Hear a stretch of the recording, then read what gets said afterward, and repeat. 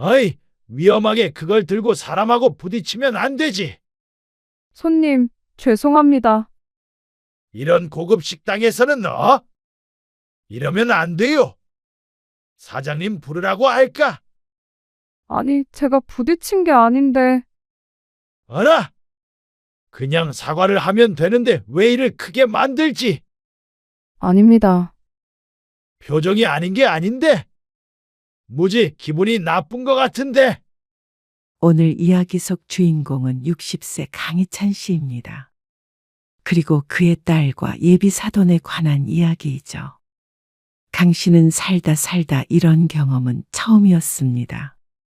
아니, 굳이 말하자면 처음은 아니었습니다. 이곳이 상결례장이 아니라 길거리 포장마차였다면 말이죠. 술집에서도 눈살을 찌푸리며 봤을 광경을 강 씨는 식당에서 바로 눈앞에서 목격하게 되었습니다. 아니, 겪게 되었습니다.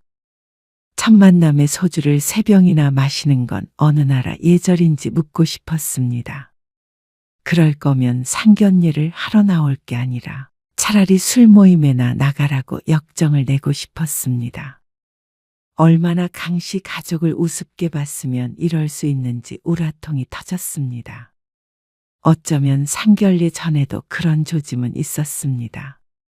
설마 했을 뿐이었습니다. 어쩌면 하늘이 마지막으로 강 씨 가족에게 준 기회일지도 몰랐습니다. 술주정뱅이 바깥 사돈을 두고 싶지도 않고 내 딸이 이런 시아버지를 얻는 건 더더욱 끔찍했습니다. 이렇게 어려운 자리에서도 이러는데 사석에서는 어떤 개차반이 될지 몰랐습니다. 강 씨는 결단을 내려야 했습니다. 강 씨는 딸이 둘 있었습니다. 큰딸이 30이고 둘째 딸은 28이었습니다. 둘 다 대학을 졸업해서 직장에 다니고 있었는데 강 씨 부부와 함께 살고 있었습니다. 그리고 그중 큰딸이 결혼을 앞두고 있었죠. 지우 결혼하면 아빠 서운해서 어떡하니? 아내의 말에 강 씨는 한숨을 푹 내쉬었습니다. 아내의 말이 사실이었으니 말이죠. 에이, 다 큰딸 시집 가면 좋지. 좋은 사람하고 결혼하면 좋지. 서운해하지 마요. 자주 놀러 올 테니까. 오래 끼고 살아서 그런지 유독 허전한 기분이 들었습니다. 그렇다고 내 딸을 데려가는 남자는 도둑놈이라고 손가락질 하고 싶은 마음은 아니었습니다. 그저 내 딸을 사랑해주는 좋은 사람과 행복하길 바랄 뿐이었습니다. 난 착한 거 같아서 좋던데. 아내가 과일을 입에 넣으며 마음에 든다는 듯이 고개를 끄덕였습니다. 딸이 남자친구와 만난 지 1년이 됐는데 그동안 서너 번 본 적이 있었습니다. 바깥에서 밥 먹은 것이 전부였지만 그래도 나쁜 느낌은 아니었습니다. 무엇보다 딸이 좋아하니 이것저것 재보지도 않았습니다. 그리고 강 씨 부부는 다음 날 딸의 남자친구를 만나기로 되어 있었습니다. 이번에는 강 씨의 집에 정식으로 인사를 오는 것이었습니다. 그래서 장을 그렇게나 많이 봐왔어? 처음으로 초대하는 거니까 나도 잘 보이고 싶지. 곧 사위가 될 텐데. 어깨를 으쓱하는 아내를 보며 강 씨는 웃었습니다. 그리고 다음 날이 되었을 때 강 씨 가족은 예비 사위와 즐거운 시간을 보냈습니다. 술은 안 하나? 그래도 곧 결혼할 사이인데 한 번도 같이 술 한 잔은 해본 적이 없는 것 같아서 물었더니 사위가 손을 내저으며 사양했습니다. 저 술은 좀. 안 마시나? 아, 예전에는 마셨는데 지금은 잘 안 마십니다. 아빠, 민준 씨는 술 잘 안 마셔. 에이, 그래도 한 잔 받지. 둘째 딸이 입을 삐죽거리자 사위가 마지못해 잔을 내밀었습니다. 아니야, 마실 필요 없어. 뭘 억지로 마셔? 강 씨가 술병을 내려놓으며 말했습니다. 사실 나도 술이 약해서 잘 안 마셔. 그러니까 부담 가질 필요 없어. 진짜야. 우리 아빠 술 잘 못 드셔. 키들거리는 딸들을 보며 강 씨가 인자하게 웃었습니다. 죄송합니다. 제가 혹시나 실수할까 봐서요. 밥만 맛있게 먹으면 되지. 그러고 나서 이야기 꽃을 피웠습니다. 술도 안 마시길 잘했다는 생각이 들었습니다. 멀쩡한 정신의 대화를 나누는 게 강 씨도 훨씬 좋았습니다. 딸들만 맥주 한 캔씩 먹고 말았죠. 그렇게 보름쯤 지났을 때였습니다. 아빠, 상견례 장소를 정해야 하는데 한정식 집이 낫겠지? 너희가 알아서 해. 너무 시끄럽지 않은 데라면 상관없지. 한정식당은 거의 룸으로 되어 있지 않나? 그러면 방 있는 한정식당으로 알아볼게. 그래.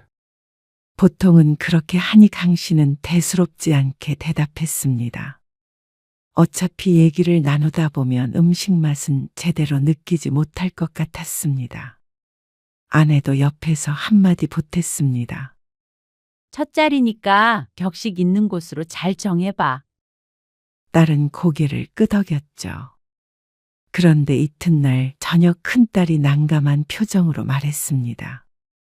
아빠, 민준 씨 부모님이 상견례 장소를 상견례 장소를 뭐? 마음에 안 드신데? 아버님이 매운탕 같은 게 있으면 좋겠다고 그러셔서. 매운탕? 그럼 횟집 같은 곳? 그러신가 봐. 매운탕이 있어야 술 드시기 좋다고. 딸의 입에서 나온 단어에 강 씨 부부는 당황스러웠습니다. 술이라는 단어를 잘 들은 게 맞나 의심스러웠죠. 다른 때도 아니고 상견례에 술을 먹기 위해서 메뉴를 정해주는 사돈이라니. 들어본 적이 없는 일이었습니다. 그런데 너무 소란스러우면 대화를 못 나누지 않나? 그래서 룸이 있는 조용한 횟집으로 알아봐야 할 것 같아. 그리고 지리탕 말고 꼭 칼칼한 매운탕이어야 한다고 그러셔서. 옆에서 아내의 헛웃음 소리가 들렸습니다. 강 씨도 기가 막혔지만 딸의 기분을 생각해서 그런 기색을 감추었습니다. 딸이 휴대폰으로 무언가를 검색해 보는 것 같았고 그 사이에 강 씨와 아내는 서로 얼굴을 마주봤습니다. 매운탕이라니. 매운탕이 고급스럽지 않다거나 하는 이유가 아니라 상견례의 술안주로 언급되어 당황스러울 뿐이었습니다. 결국 딸은 상견례 장소로 유명하다는 곳을 찾았습니다. 강 씨는 어디를 가도 상관이 없었습니다. 다만 마음 한구석에 조그만 의심의 씨앗이 자리 잡은 것은 어쩔 수가 없었습니다. 엄마, 아빠. 나 오늘 저녁에 늦어요. 왜? 민준 씨네 집에 가기로 했어. 상견례를 보름 앞둔 어느 날이었습니다. 지난번에 인사하러 다녀오지 않았어? 근데 그때 내가 몸이 안 좋아서 밥만 먹고 왔는데 아버님이 같이 술 한잔 하고 싶다고 하셔서. 술? 또다시 언급되는 술에 강 씨의 미간이 설풋 찡그려졌습니다. 강 씨도 사위를 초대했을 때 술을 권하기는 했지만 술을 마시기 위해 따로 또 부르는 것은 조금 과하지 않나 싶었습니다. 지우 너랑 친해지고 싶으신가 보다. 아내는 긍정적으로 생각하는 듯 했습니다. 그래서 강 씨도 별말을 하지 않았죠. 어른 앞에서 너무 많이 마시지 말고 적당히 먹어. 실수하지 않게. 3잔만 마셔야겠다. 자신을 닮아 그런지 술을 잘 마시지 못하는 딸이 걱정됐습니다. 3잔만 마시면 별일이야 있겠나 싶었죠. 그런데 그날 밤 강 씨는 일찍 잠에 들지 못했습니다. 딸이 6시에 집을 나섰고 9시쯤 카톡 메시지가 왔는데 온통 오타가 가득해서 무슨 말인지 도무지 알아먹을 수가 없었습니다. 대략적으로 해석해보자면 아직도 술자리가 이어지고 있다는 말 같았습니다. 아직 그 집에 있다는데 사위에게 전화해보기도 그래서 딸의 연락만 기다렸지만 10시가 지나도 11시가 지나도 출발한다는 연락이 없었습니다. 7시부터 있었을 텐데 식사 자리가 너무 길었습니다. 여자애를 이렇게 늦은 시간까지 붙잡아두나 싶어서 화가 나기도 했죠. 아직도 안 들어왔어요? 안방에서 TV를 보고 있다가 잠깐 잠들었는지 아내가 눈을 반쯤 감은 상태로 거실로 나왔습니다. 소파에 앉아있던 강 씨가 고개를 가로저었습니다. 벌써 자정이 지나가고 있었습니다. 안 되겠다. 나가보든지 해야지. 나가면 어떻게 하게요? 그런다고 와요? 그러면 어떡해? 술 많이 마신 것 같은데 엉뚱한데 자빠져 있으면. 민준이가 어련히 잘 챙기겠어요. 아내의 말에 강 씨가 다시 자리에 앉기는 했지만 걱정이 사라지는 것은 아니었습니다. 잘 챙길 만한 사람이었으면 연락처도 알고 있는데 강 씨에게 문자 한 통이라도 줘야 정상이라고 생각했습니다. 같이 사는 걸 뻔히 아니까 말이죠. 딸에게 카톡을 해도 답장이 없었습니다. 강 씨가 먼저 전화라도 해봐야 하나 생각할 때쯤 현관문 비밀번호를 치는 소리가 들렸습니다. 그런데 문을 열지 못하고 자꾸만 엉뚱한 번호를 치는 듯했죠. 강 씨가 얼른 일어나 누군지도 보지 않고 문을 벌컥 열었습니다. 지우야, 그러자 바닥에 거의 쓰러지다시피 쪼그려 앉은 딸이 보였습니다. 이게 어떻게 된 거야? 딸을 일으켰는데 몸을 제대로 가누지도 못했습니다. 그리고 딸의 남자친구는 코빼기도 보이지 않았습니다. 이 시간에 이렇게 만취한 여자친구를 데려다 주지도 않은 모양이었습니다. 거실에 쓰러져 있는 딸을 흔들자 갑자기 벌떡 일어나 화장실로 달려갔습니다. 그리고 참 괴롭게도 속에 있는 것들을 개원했습니다. 아내가 혼비백산에서 딸의 등을 두드렸는데 거의 숨이 넘어갈 지경처럼 보였습니다. 소란의 작은 딸도 자다가 나와봤습니다. 무슨 술을 이렇게 많이 먹고 들어와? 집에 찾아온 게 용하다. 강 씨는 화가 나 미칠 지경이었습니다. 딸은 좀처럼 정신을 차리지 못했습니다.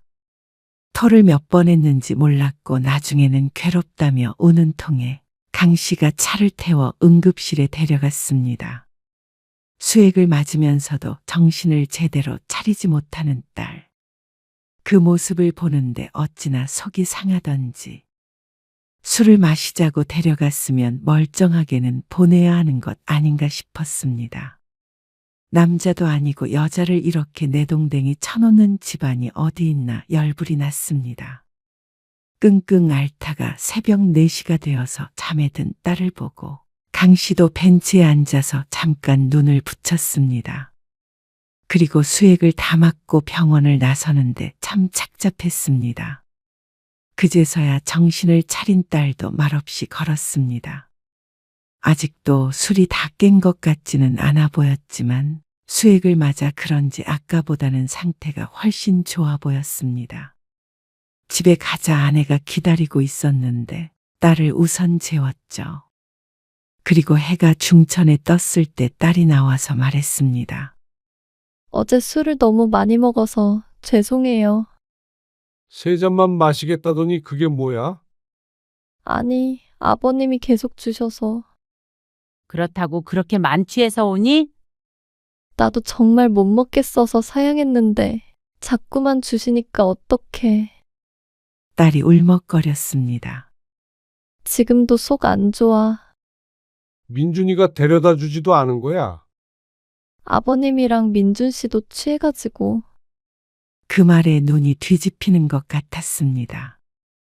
야심한 밤에 정신도 못 차리는 딸을 택시에 혼자 태워보냈다고 하는데 좋아할 아빠가 어디 있나 싶었습니다. 그럴 거면 술을 먹이지 말던지. 그리고 데려다 달라고 그럴 분위기도 아니었고. 분위기가 왜? 아버님이 어제. 아니야. 딸이 얘기를 하다 말고 고개를 저었습니다. 아무튼 죄송해요. 근데 나도 힘들어 죽겠어. 딸은 다시 방으로 들어갔습니다.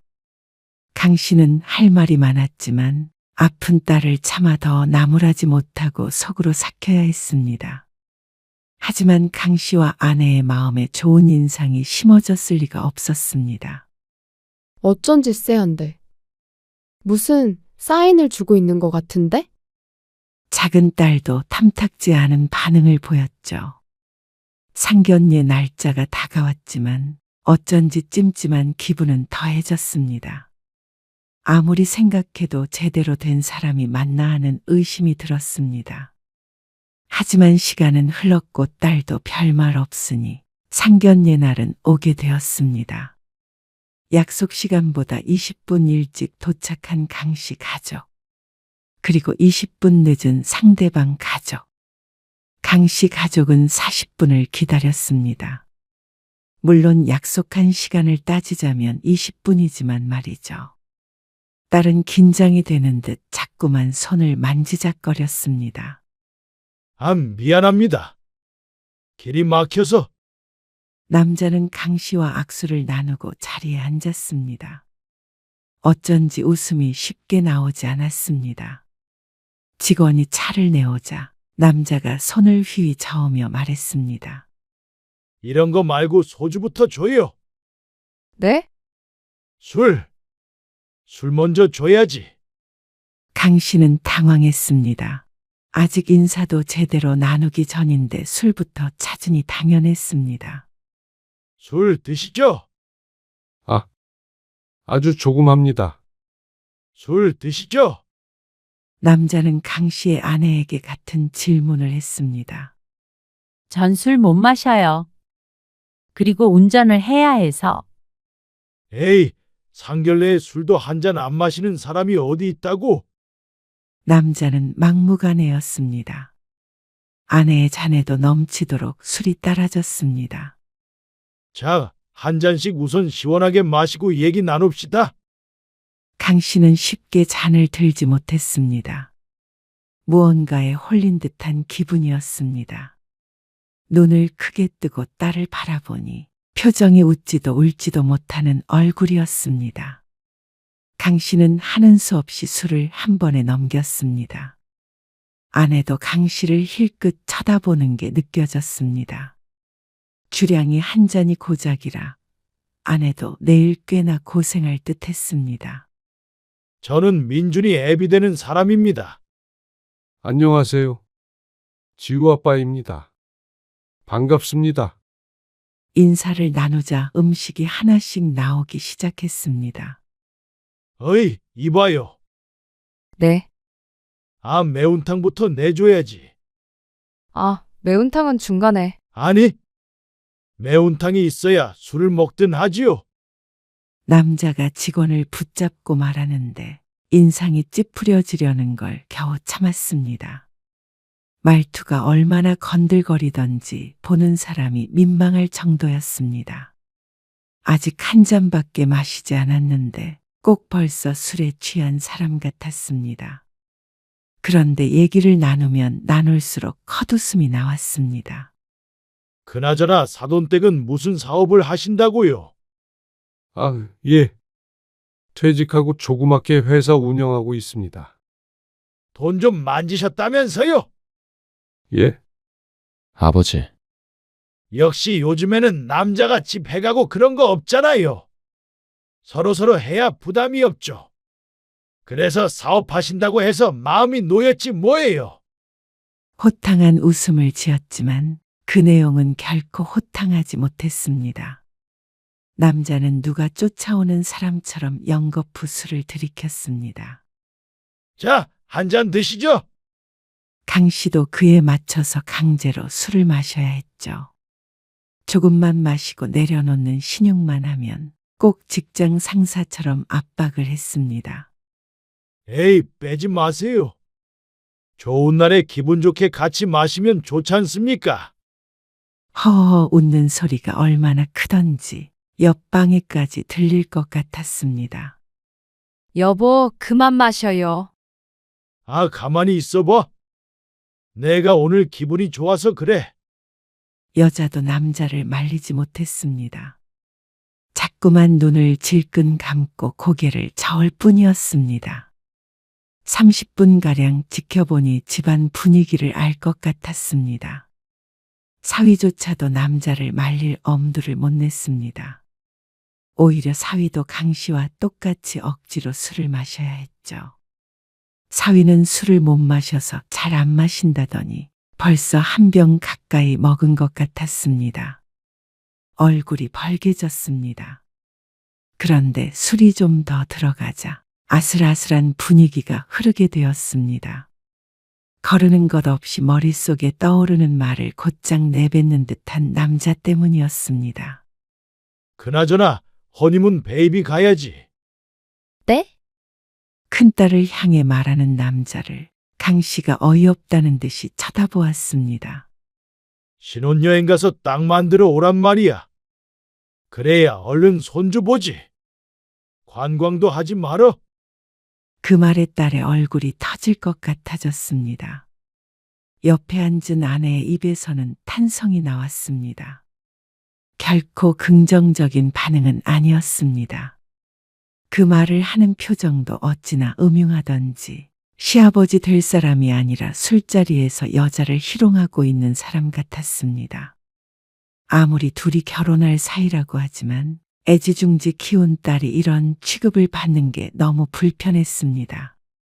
시어머니도 아니고 시아버지에게 허니문이니 어쩌니 하는 얘기를 듣는 며느리가 기분이 좋을 리가 없었습니다. 내가 보니까 사돈처녀도 결혼정년기다 된 것 같아요. 아, 1살 차이라서 고갈 때 됐죠. 옛날 같았으면 노처녀 소리 듣는 나이잖아요. 얼른 보내버리세요. 나중에는 안 팔립니다. 요즘 여자애들은 왜 이렇게 시집들을 늦게 가는지. 혀를 차며 또 한 번 술잔을 비우는 남자. 강 씨는 할 말을 잃었습니다. 그리고 작은 딸의 표정은 사정없이 구겨졌습니다. 자리를 박차고 가고 싶은 표정이었죠. 아버지, 좀 천천히 드세요. 술 한 병 더 시켜봐. 딱 한 병만 드시기로 했잖아요. 먹다 보면 그게 되냐? 그만 드시죠. 보다 못한 강 씨가 한마디 했습니다.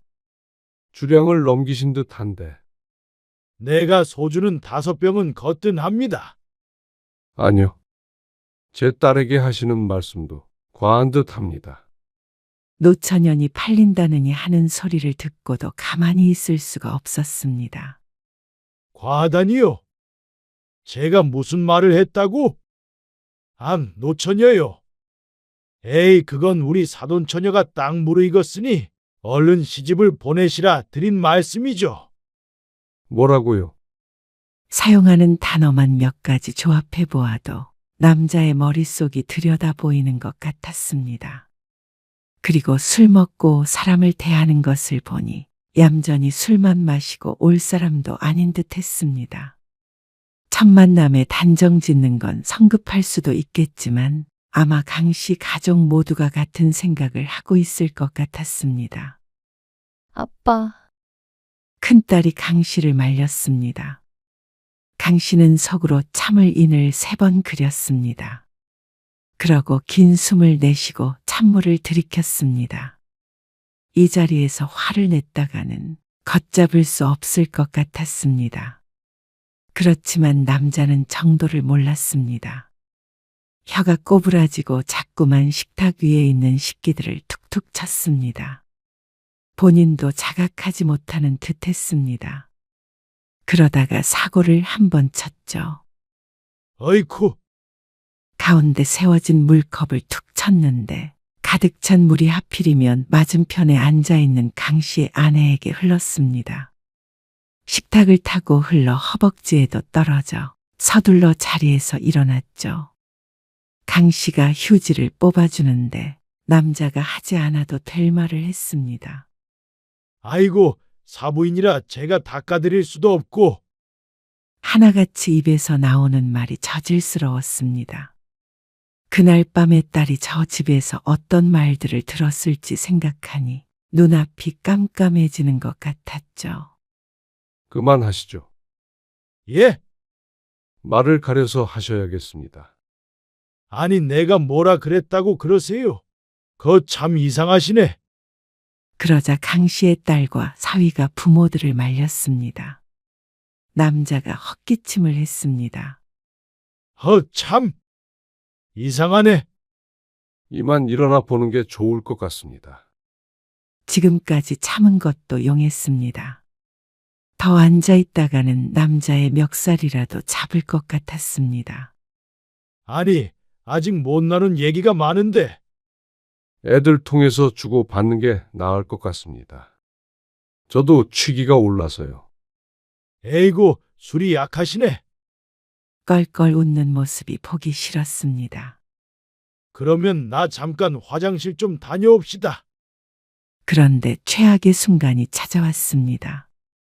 화장실에 다녀오던 남자가 문 앞에서 직원과 부딪힌 모양이었습니다. 몸을 제대로 못 가누는 남자의 탓이 분명했지만 직원에게 관한 시비를 걸었습니다. 어이 위험하게 그걸 들고 사람하고 부딪히면 안 되지. 손님, 죄송합니다. 이런 고급 식당에서는 이러면 안 돼요. 앞을 잘 보고 다녀야지. 사장님 부르라고 할까? 아니, 제가 부딪힌 게 아닌데.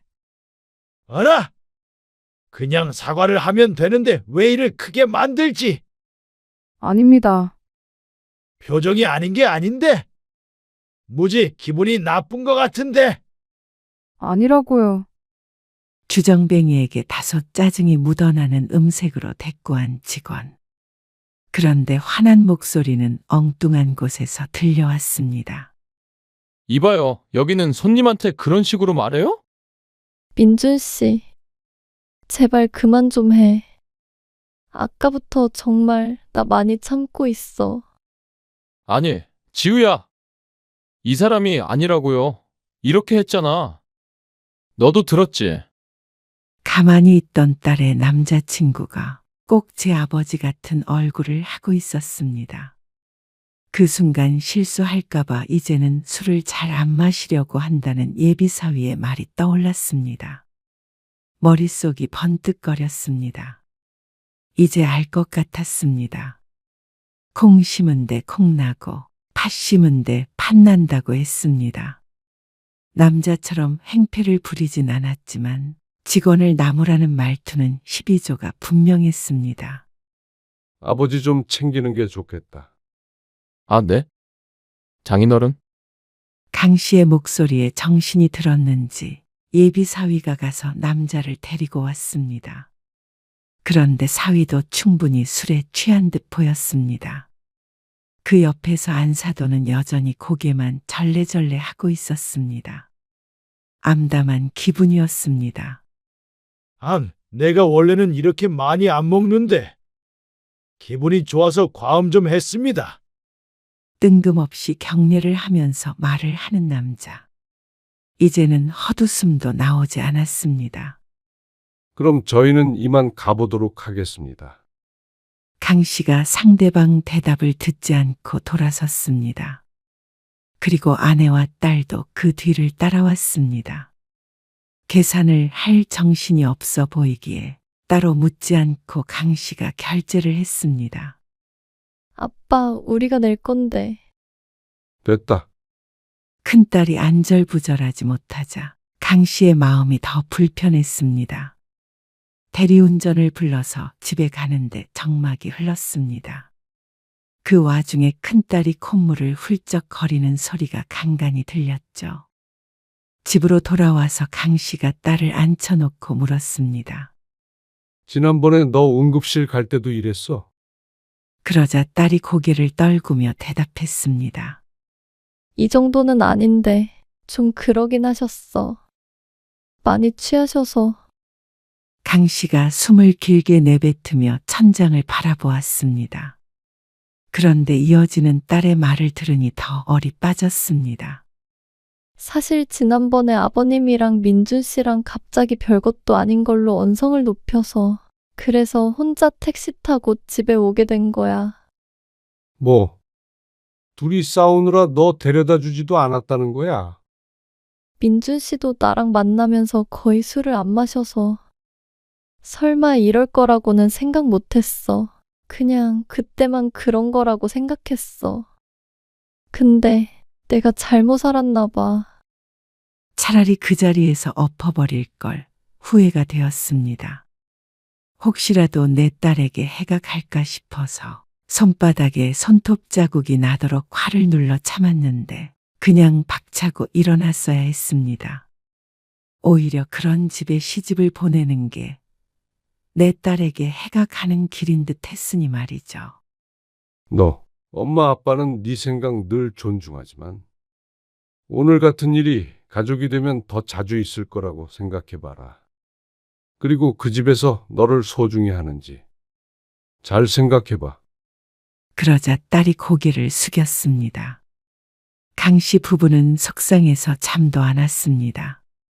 강 씨가 유별나게 딸들을 아끼기도 했지만 그게 아니더라도 그런 몰상식한 사람들과 사돈을 맺고 싶은 부모는 없을 것이었습니다.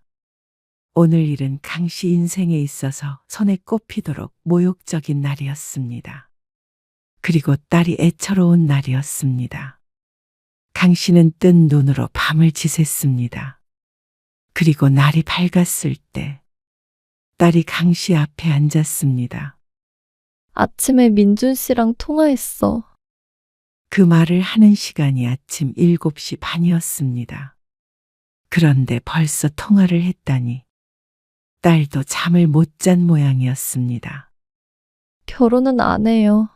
안 하기로 했어. 다시 생각해 보기로 한 거야? 아니, 다시 생각할 거 없이. 그냥 없던 일로 하기로 했어. 그 말을 듣고 강 씨는 하마터면 안도의 한숨을 쉴 뻔했습니다. 속으로는 골백 번도 넘게 가슴을 쓸어내렸습니다. 사실 그때 그러고 민준 씨랑 많이 싸웠어. 나도 많이 서운해서. 그런데 민준 씨는 안 그러니까 괜찮을 거라고 생각했는데 이 결혼 못 하겠어. 또 그런 일이 있을 거라고 생각하면 여기서 무르는 게 맞을 것 같아. 그래. 아빠는 네 생각 존중한다고 했지. 없던 일로 해. 아직 진행된 거 아무것도 없어. 예식장 예약한 거는 위약금 있으면 내면 그만이지. 식장 들어가면 위약금으로 해결 안 돼. 거봐, 내가 무슨 사인인 것 같다고 했지. 나도 한숨도 못 잤어. 혹시나 언니가 그래도 결혼한다고 할까봐. 딸은 주말 내내 우울해했습니다. 강 씨도 마음 한구석은 무거웠습니다. 딸이 파혼을 하고 힘들어하는데 기분 좋을 부모가 없었습니다. 그런데 며칠 뒤에 딸의 남자친구에게서 연락이 왔습니다. 죄송합니다. 아버님. 아버지가 술김에 실수하신 것 같아요. 많이 후회하고 계세요. 다음에는 절제하신다고. 미안하지만 다음이라는 건 없을 것 같은데. 우리 지우가 결혼을 못하겠다고 하니까 나한테 연락해도 소용이 없어. 아버님, 아니, 장인어른. 제발 지우 마음 좀 돌려주세요. 제가 아버지 다시는 술 못 드시게 하겠습니다. 술만 문제가 아니야. 정말 그날 일이 순전히 술 때문이라고 생각한다면 그것도 여전히 결혼을 허락할 수 없는 이유야. 나는 이 결혼 반대하니까 나한테 지우를 설득해달라는 건 말도 안 되는 짓인 거 알지? 그날 일은 말은 안 했지만 상을 엎어버리고 싶었다는 것만 명심해. 우리 지우 서우. 그렇게 함부로 말해도 되는 애들 아니니까. 큰딸은 며칠 휴가를 내고 회사를 쉬었습니다. 마음 정리할 시간이 필요한 모양이었습니다. 결혼을 생각했던 사이가 끝이 났으니 힘들만도 했습니다. 그리고 며칠 뒤에 다시 회사로 돌아갔다가 퇴근했을 때 집까지 민준이 찾아왔습니다. 하지만 딸은 문을 열어주지 않았습니다. 강 씨도 아무것도 못 들은 사람처럼 행동했습니다. 그게 마지막이었습니다. 그 이후로는 아무도 찾아오지 않았고 큰딸도 점차 활기를 되찾아갔습니다. 그때 생각하면 나 요즘 자다가도 가슴을 쓸어내려. 내 인생에서 가장 잘한 결정 같아. 이제는 웃으며 그날의 이야기를 할 때도 있었습니다. 딸의 말대로 천만다행이었습니다. 결혼식을 하기 전에 물러설 기회를 누군가가 줬으니 어쩌면 정말 소중한 시간이었죠. 그렇게 생각하면 이제는 열불도 안 났습니다. 세상에는 좋은 사람들이 더 많은 것을 알고 있었습니다. 부디 다음 기회엔 더 좋은 사람